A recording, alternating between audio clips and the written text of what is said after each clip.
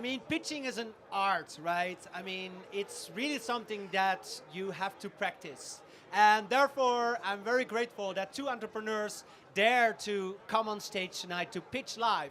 But of course, if Dave McClure is listening, that makes it a little bit easier. So I want to invite the first pitcher of tonight. His name is Joerg Schnurre, and he has his PinkWhy product. So Joerg, come on stage, man. Take the microphone, otherwise people won't hear you. Take the microphone. Okay, so you have 30 seconds to pitch your products. 30 seconds was the deal was a minute. So you have to stop me after 5 minutes now. I'm just kidding. It's about PinkWhy. PinkWhy will be a virtual gallery and will focus on the future of art shopping. That's what it's about. And I guess everyone, or almost everyone over here, was or is looking for some nice, beautiful, and inspiring artwork for his maybe living space or office.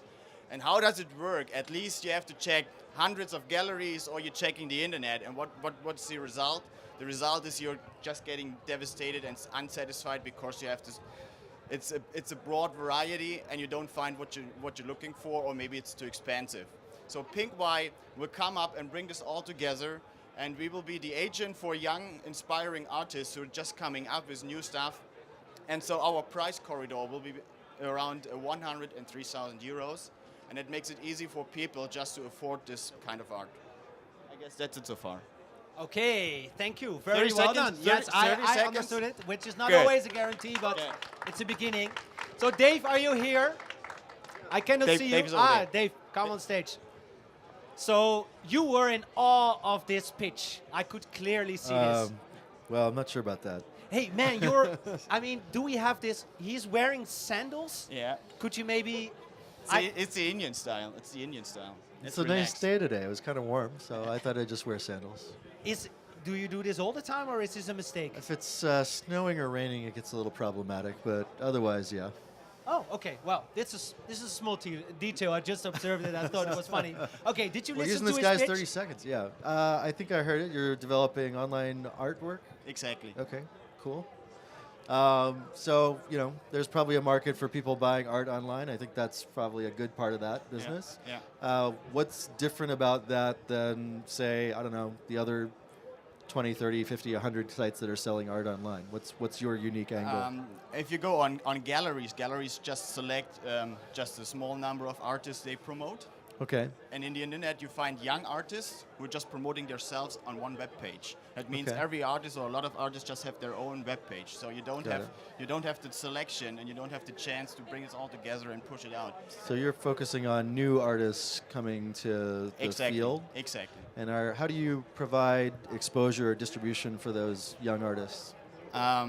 We will pick up this artwork, storage on our own, and customers, and just digitalize it to push it on the internet.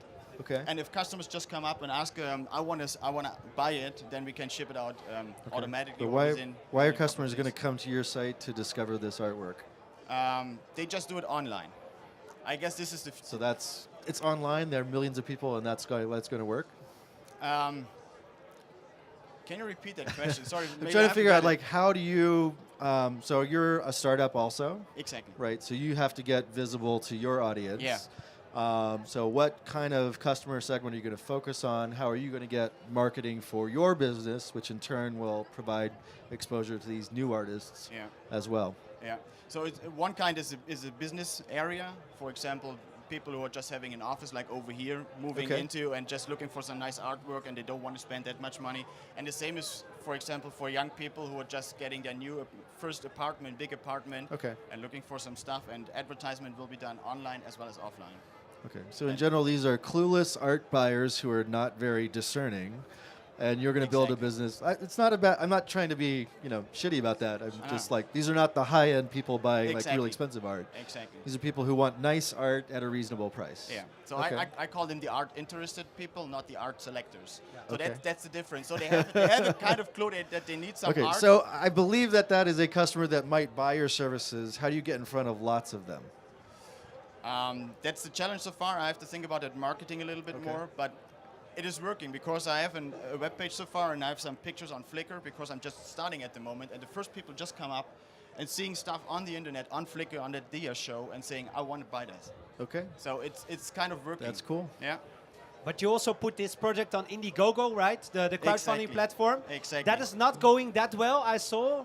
Not so far, so I have to push it for the next 2 weeks, and hopefully I can Yes. get Dave for a little challenge. So we have to talk after that. Okay. No, challenge afterwards, of course not. The challenge in here. We're now live on the show, man. Come on. Okay, Dave, are you ready for a small challenge? Depends. What kind of challenge is it? Okay, so here's the bet. So I don't believe that you can bring 80 people up from around the world who donate each. You want me to solve your marketing problem for you? No. You can at least try. But I can at least try, exactly. Okay. You donate at least 200 euro each, and they get some nice... 200 euros Yeah. times 80 people. Yeah, so that's... Okay, so you want me to help you raise 20,000 US, right? 16,000 euros? 16, Something yeah, like that. yeah. So It's not a small ask, but but the deal is within 6 hours and 15 within minutes. 6 hours. And 15 Okay. minutes, because that's the time I will need as an untrained person to run on this Sunday Why the the Berlin fuck do I Marathon. want to do this for you? Because maybe you like to play a little bit. Okay. All right, so 60, how many people do I need to get? 80 80 people, I'm 80. sorry. Okay. In 6 hours. in 6 hours. Why does it have to be 6 hours? Because that's the time I need Got to for set a that, deadline. Okay. for that marathon. Would So- you want me to have more time to help you get to Of 80 course, people? if you win within If that I 6 hours and 15 if hours, I win at raising money for you, so then all the supporters of that get 15% discount on an art product they sell next year. And if I win, you support me for the next 2 weeks. I've Okay. got this bridge in Now, Brooklyn. now and I decide as the host that you're going to talk about that later. Yes. That's because- that's what I Yes, said. That's yes. what I said. No, but it's interesting. I want to see what you pitch to him in order Okay. to get him that crazy to do all this kind of Right. stuff. Maybe you have to rethink the 15% or even rethink the whole idea, but that's my personal opinion. Okay. Okay, Joerg, thank Yeah. you so much. Dave, stay right. here on stage. Nice job, man. You're going to talk later. I now want to ask Hannes Klöpper of Iversity to come on stage. Give Hi. How you Hannes doing? a welcome, please, ladies and gentlemen. Thank you, Joerg. This is right. Sorry, Yes, at this some point is I want very to bad, ask yeah. him why he calls it PinkWhy, but we can. I didn't quite understand that. Yeah, you have something to discuss with him later Sure. on. In any case, so Hannes, welcome on the show. Iversity has been around for how long in the Berlin startup scene? For some time, right? Yeah, I mean, my co-founder has been working on this for a while because he started this as a student project. As you already mentioned, it's an education platform. Okay. But yeah, the company was incorporated last year, and yeah, we've been live with the product for about a year now. Yes. So pitch your product to Dave, please. All right. Well, I'll sort of pitch the whole thing, I guess, more than the product, and because we started out with this realization that it's kind of odd if you look at the space of like learning management systems, that given that the internet was invented by Tim Berners-Lee to connect people within academia and let them exchange let them exchange ideas and knowledge. It's kind of odd that now all the universities would have these individual silos, these systems that are all closed off from each other. And we built a platform that's essentially a blend of a social network and an online workspace for academia. And it's a blended learning solution that's currently being used by several tens of thousands of students in Germany and across the world.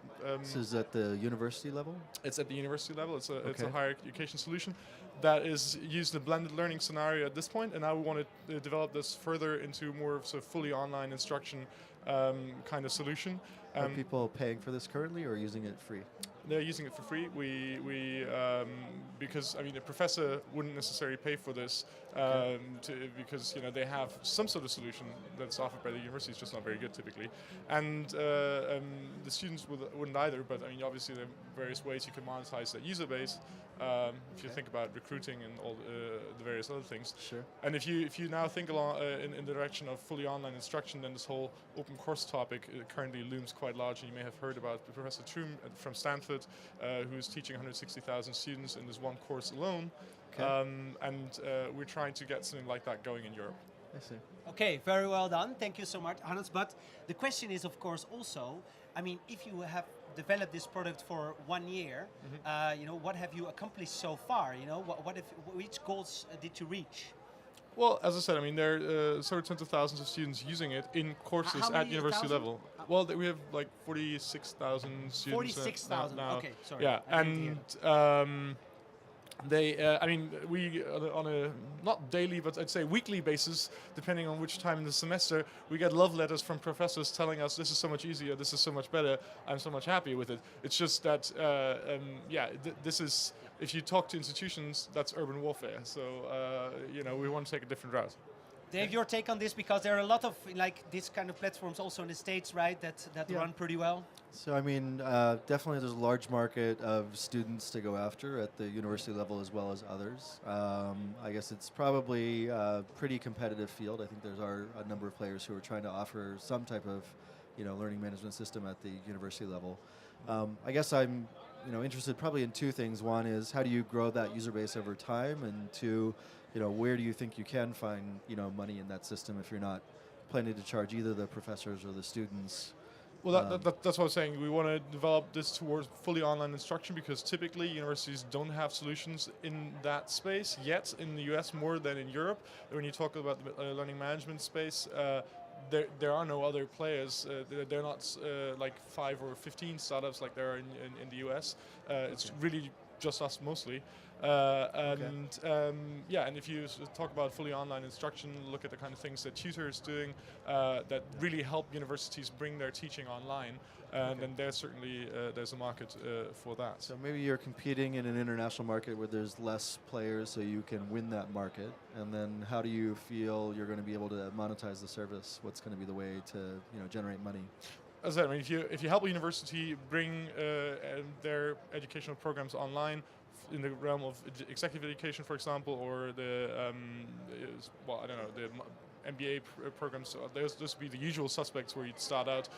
There, it's a very clear, sort of revenue sharing model that's a fairly obvious one. Affiliate fees for them coming into the system? No. Just really, if you enable them to even offer it online by providing digital infrastructure as well as the didactical expertise on how to be paying an online course the tuition. The tuition fees that the students pay, you take a revenue, you take a share of that revenue. And the other option, as I said, is if you think about this, how this can scale, how education can scale with these new tools, and if you look at Professor Troon and his 160,000 students, if you get some kind of brand name in Europe that's large enough to attract that kind of user base, then obviously there's the market for recruiting and certificates and all these kind of things. So you think you'll be basically starting to recruit talent for education in the same way they might be sports or entertainment sort of figures? They might be celebrities attracting very large audiences? Well, one idea we had is if you look at the whole open course space in the US, they're exclusively run by universities, these courses. Why? I mean, businesses have a lot of expertise too. Why shouldn't we have open courses by the Ivy League of global business? Sure. There are all these German brand name companies that would, if BMW were to teach a course on engineering. So you want to be Jerry Maguire for the world's best professors and help them sell their content to hundreds of thousands, if not millions of students all over the world? Not necessarily sell. I mean, no, I thought that was a pretty good pitch. Wait, I would have bought that. I would have ended with the word Quan. I would have ended with Quan. Quan. No, I mean, the certification, all these things. I offer the education for free, but then there are all these other things that you can do in terms of monetization. Okay, cool. Right. Thank you so much, Hannes, for this pitch. Yeah, some applause for him, of course. He came on stage. He dared to come on stage and pitch the big Dave McClure.